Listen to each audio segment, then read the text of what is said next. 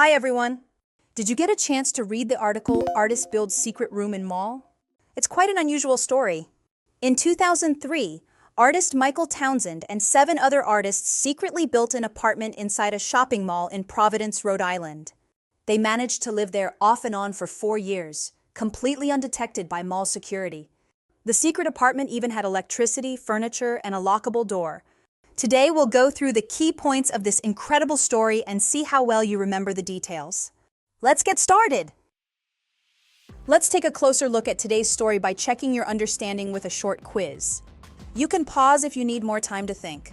Ready? Let's get started.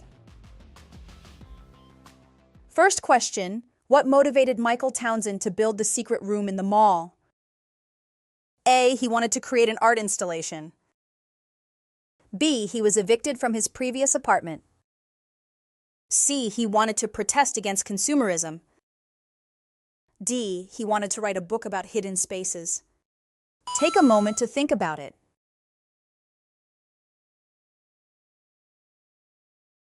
The correct answer is B.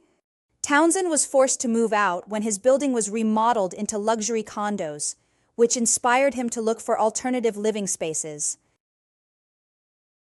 Number 2. How long did the artist live in the secret room without being discovered? A. About 2 years. B. About 3 years. C. About 4 years. D. About 5 years. Consider your answer carefully.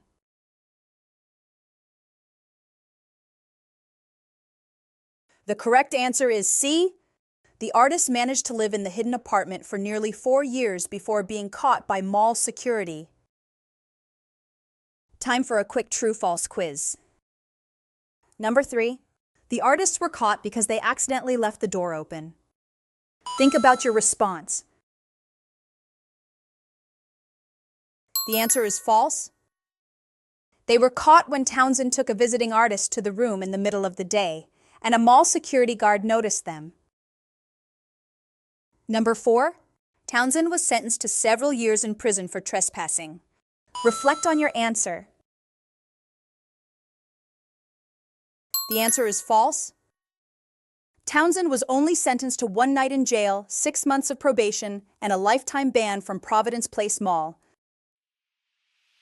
Having explored the article through these questions, let's now engage in a discussion to delve deeper into the themes presented.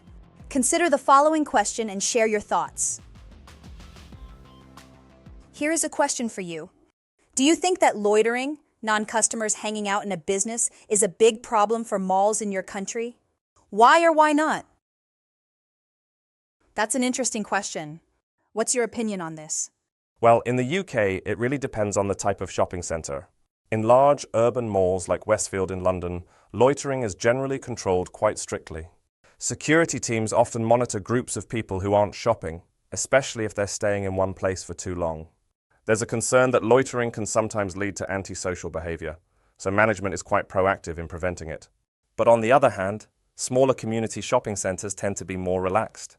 They actually encourage people to use the space as a meeting spot, especially for elderly people who see it as a social hub. I think it's a balance, keeping the space welcoming while also ensuring it's safe and comfortable for paying customers. That's why I think the way loitering is handled depends largely on the community's needs. First, larger malls prioritize security. In major UK cities, security is tight to prevent any antisocial behaviour. Second, community malls embrace social interaction. In smaller towns, shopping centres are more like community hubs, welcoming people who just want a warm place to meet and chat. Lastly, loitering can influence a mall's reputation. If a mall is seen as a safe and welcoming place, it often attracts more customers, not just those who buy things, but also those who come to socialise. So I think it's about finding the right balance between being welcoming and maintaining a safe, pleasant environment. Thanks for joining today. We explored how artists secretly built an apartment inside a mall and how loitering is perceived differently depending on the mall's purpose. We also discussed how community-focused malls may embrace it, while high-end malls may restrict it. I hope this discussion gave you a new perspective on public spaces and how they are used. See you next time!